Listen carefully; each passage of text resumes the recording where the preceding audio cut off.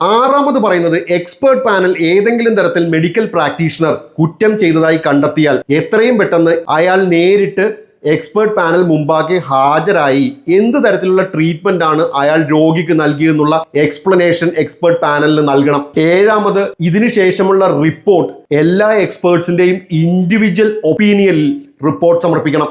എട്ടാമത് ഈ റിപ്പോർട്ട് വളരെ വിശദമായി എന്ത് കാരണം കൊണ്ട് നെഗ്ലിജൻസ് നടന്നു, എന്താണ് നെഗ്ലിജൻസിനുള്ള കാരണം എന്ന് അടങ്ങുന്ന വിശദമായ റിപ്പോർട്ട് കൺക്ലൂഷനിലേക്ക് എത്തുന്ന രീതിയിലുള്ള ഒരു റിപ്പോർട്ട് സമർപ്പണം. ഒമ്പതാമത് ഈ എക്സ്പേർട്ട് പാനലിന്റെ റിപ്പോർട്ടിൽ കാര്യങ്ങൾ കൃത്യമായി ധരിപ്പിച്ചുകൊണ്ടുള്ള ഒരു കൺക്ലൂഷൻ ആയിരിക്കണം രേഖപ്പെടുത്തിയിട്ടുണ്ടാവേണ്ടത്. പത്താമത് ഈ കൺക്ലൂഷൻ റിപ്പോർട്ട് മെഡിക്കൽ പ്രാക്ടീഷണർ കുറ്റക്കാരനായിട്ടാണ് കാണുന്നതെങ്കിൽ ഈ മെഡിക്കൽ പ്രാക്ടീഷണർ ഇതിന്റെ ഒരു കോപ്പി നൽകണം.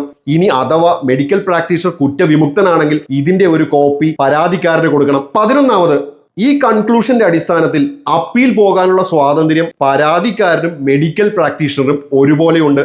പന്ത്രണ്ടാമതായി പറയുന്നത് ഇത്തരത്തിലൊരു അപ്പീൽ പോയിട്ടുണ്ടെങ്കിൽ ഈ അപ്പീൽ പോയി അതിലൊരു തീരുമാനം ഉണ്ടാകുന്നത് വരെ അന്വേഷണ ഉദ്യോഗസ്ഥൻ അന്തിമ റിപ്പോർട്ട് ഈ കേസ് സംബന്ധിച്ച് കൊടുക്കാൻ പാടുള്ളതല്ല. ഹൈക്കോടതിയുടെ നിർദ്ദേശം അനുസരിച്ചുള്ള ഈ 12 പോയിന്റുകൾ കേരള സർക്കാർ നടപ്പിലാക്കിയാൽ മെഡിക്കൽ പ്രാക്ടീഷണേഴ്സ് മാത്രമല്ല ഗുണഭോക്താക്കൾ, പരാതിക്കാർക്കും ഗുണമുണ്ട്. സിസ്റ്റം ഫെയിൽഡ് എന്ന് വളരെ നിസ്സാരമായി പറഞ്ഞ് എഴുതി തള്ളുന്നതിന് പകരം നിർദ്ദേശങ്ങൾ പാലിക്കുകയും സിസ്റ്റം ഫെയിൽ ആകുന്നതിന്റെ ഉത്തരവാദിത്തം സിസ്റ്റം നിയന്ത്രിക്കുന്നവർക്കാണ് എന്ന് മനസ്സിലാക്കിക്കൊണ്ട് ഉത്തരങ്ങൾ പറയുകയുമാണ് ചെയ്യേണ്ടത്.